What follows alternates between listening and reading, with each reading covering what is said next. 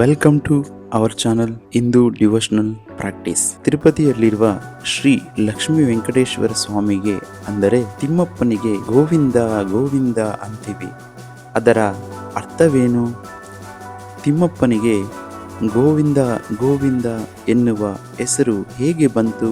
ಗೋವಿಂದ ನಾಮದ ಹಿನ್ನೆಲೆ ಏನು?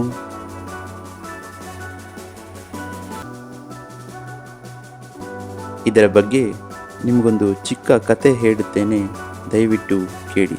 ಶಿವನು ಅಭಿಷೇಕ ಪ್ರಿಯ, ಹಾಗೆ ವಿಷ್ಣು ಅಲಂಕಾರ ಪ್ರಿಯ. ಒಮ್ಮೆ ವಿಷ್ಣು ಮತ್ತು ಶಿವರು ಮಾತನಾಡುವಾಗ ವಿಷ್ಣು ಶಿವನನ್ನು ಕೇಳುತ್ತಾರಂತೆ, ಪರಮೇಶ್ವರ, ಅತಳ ತಳ ಪಾತಾಳ ಬ್ರಹ್ಮಾಂಡ ದೇವಲೋಕ ಇಂದ್ರಲೋಕ ಎಲ್ಲವನ್ನೂ ನೋಡಿದ್ದೇನೆ, ಆದರೆ ನೀವು ಇರುವಂತಹ ಕೈಲಾಸವನ್ನು ನಾನು ನೋಡಿಲ್ಲ, ಒಮ್ಮೆ ನೋಡಬೇಕು ಎಂಬ ಆಸೆ ಇದೆ ಎಂದು ಕೇಳುತ್ತಾರೆ. ಅದಕ್ಕೆ ಪರಶಿವನು, ಅದರಲ್ಲಿ ಏನಿದೆ, ನಾಳೆಯೇ ಬಂದು ಕೈಲಾಸವನ್ನು ನೋಡಬಹುದು ಎಂದು ಆಹ್ವಾನಿಸುತ್ತಾಗ ಶಿವನು ಕೈಲಾಸಕ್ಕೆ ಬಂದು ಭೃಂಗಿಯನ್ನು ಕರೆದು, ಭೃಂಗಿ ಎಂದರೆ ಯಾರು? ಭೃಂಗಿ ಎನ್ನುವರು 3 ಕಾಲುಗಳಿರುವ ಋಷಿ, ಪರಮೇಶ್ವರನ ಭಕ್ತ. ನಂದಿಯೊಂದಿಗೆ ಭೃಂಗಿ ಕೈಲಾಸದ ದ್ವಾರಪಾಲಕ. ಇದು ಭೃಂಗಿಯ ಪರಿಚಯ. ಭೃಂಗಿಯನ್ನು ಕರೆದು, ನೋಡಪ್ಪ, ನಾಳೆ ವಿಷ್ಣುವು ಕೈಲಾಸಕ್ಕೆ ಬರುತ್ತಾರೆ, ಆದುದರಿಂದ ಕೈಲಾಸವನ್ನು ಸ್ವಚ್ಛವಾಗಿ ಇಡಬೇಕಾದ ಕಾರ್ಯ ನಿನ್ನದು ಎಂದು ಹೇಳುತ್ತಾರೆ. ಆಗ ಭೃಂಗಿಯು, ಕೈಲಾಸವನ್ನು ಸ್ವಚ್ಛ ಮಾಡುವುದು ಹೇಗೆ? ಎಲ್ಲೆಲ್ಲಿ ನೋಡಿದರೂ ಬೂದಿ, ಬೆಟ್ಟ ಗುಡ್ಡ ಪರ್ವತಗಳು, ಇದನ್ನು ಹೇಗೆ ಸ್ವಚ್ಛ ಮಾಡುವುದು ಎಂದು ದಿಗ್ಭ್ರಾಂತಿಗೆ ಒಳಗಾಗುತ್ತಾರೆ. ಇದು ನನ್ನ ಕೈಯಲ್ಲಿ ಸಾಧ್ಯವಾಗದ ಕೆಲಸವೆಂದು ಅವರು ಆತ್ಮಹತ್ಯೆ ಮಾಡಿಕೊಳ್ಳಲು ಮುಂದಾಗುತ್ತಾರೆ.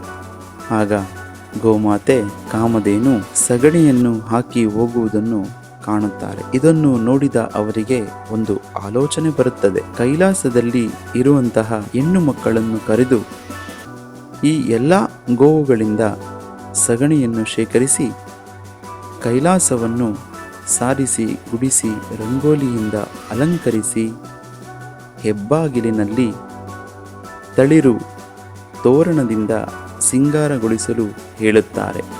ಆಗ ಮರುದಿನ ವೈಕುಂಠವಾಸಿಯಾದ ಶ್ರೀ ವಿಷ್ಣುವು ಕೈಲಾಸಕ್ಕೆ ಬರುವಂತಹ ವೇಳೆಯಲ್ಲಿ ಅಷ್ಟೈಶ್ವರ್ಯವನ್ನು ಅಲಂಕಾರ ಮಾಡಿಕೊಂಡು ಸುಗಂಧ ದ್ರವ್ಯಗಳಿಂದ ಶಂಕು ಚಕ್ರ ಗದಾ ಪುಷ್ಪ ಹಸ್ತಗಳಿಂದ ವಿರಾಜಿಸುತ್ತಾ ಗರುಡ ರೂಢನಾಗಿ ಕೈಲಾಸಕ್ಕೆ ಬರುತ್ತಾರೆ. ಪರಶಿವನು ಮತ್ತು ಆತನ ಸಂಗಡಿಗರು ಎಲ್ಲರೂ ಬಂದು ವಿಷ್ಣುವನ್ನು ಭವ್ಯದಿಂದ ಸ್ವಾಗತಿಸುವಾಗ ವಿಷ್ಣುವು ಕೇಳುತ್ತಾರಂತೆ, ಎಲ್ಲಿಂದ ಬರುತ್ತಿದೆ ಈ ವಾಸನೆ, ಇಷ್ಟೊಂದು ಸುಗಂಧವಾದ ಪರಿಮಳ ಎಂದು ತನ್ನನ್ನು ತಾನೇ ಮರೆತು ಆ ಪರಿಮಳವನ್ನು ಸೇವಿಸುತ್ತಾ ನಿಂತು ಬಿಡುತ್ತಾರೆ.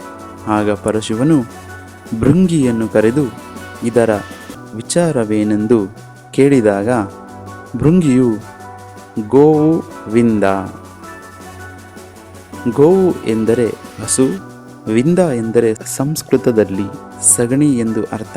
ಗೋವಿಂದ, ಗೋವಿಂದದಿಂದ ಬರುವಂತಹ ಸುಗಂಧ ಪರಿಮಳ ಎಂದು ಹರಿಗೆ ಹೇಳುತ್ತಾರೆ. ಅಲ್ಲಿ ನೆರೆದಿದ್ದ ಭೃಂಗಿ ಮತ್ತು ಗಣಾದಿ ದೇವತೆಗಳು ಜೋರು ಧ್ವನಿಯಲ್ಲಿ ಗೋವಿಂದ ಗೋವಿಂದ ಗೋವಿಂದ ಎನ್ನುತ್ತಾರೆ. ವೈಕುಂಠಪತಿ ಆದ ಶ್ರೀಮನ್ ನಾರಾಯಣನು ಸಂತೋಷಭರಿತನಾಗಿ ಇದೇ ವೈಕುಂಠ, ಇದೇ ಕೈಲಾಸ ಎಂದು ಅಲ್ಲಿದ್ದವರಿಗೆ ಆಶೀರ್ವಾದ ಮಾಡುತ್ತಾರೆ. ಇದನ್ನು ಕಂಡ ಪರಶಿವನು, ಇನ್ನು ಮುಂದೆ ಕಲಿಯುಗದಲ್ಲಿ ನಿನ್ನನ್ನು ಗೋವಿಂದ ಗೋವಿಂದ ಎಂದು ಯಾರು ಕರೆಯುತ್ತಾರೆ ಅವರಿಗೆ ಮುಕ್ತಿ ಸಿಗಲಿ ಎಂದು ಹರಸುತ್ತಾರೆ. ಕೈಲಾಸಕ್ಕೆ ಬಂದಂತಹ ವಿಷ್ಣುವಿಗೆ ಪರಶಿವನೇ ಗೋವಿಂದ ಎಂದು ನಾಮಕರಣ ಮಾಡುತ್ತಾರೆ. ಹೀಗಾಗಿ ತಿರುಪತಿ ತಿಮ್ಮಪ್ಪನ ಪಾದಕ್ಕೆ ಗೋವಿಂದ ಗೋವಿಂದ ಎಂದು ಜಗತ್ತು ಮತ್ತು ದೇವಾನುದೇವತೆಗಳು ಕೊಂಡಾಡುತ್ತಿದ್ದಾರೆ.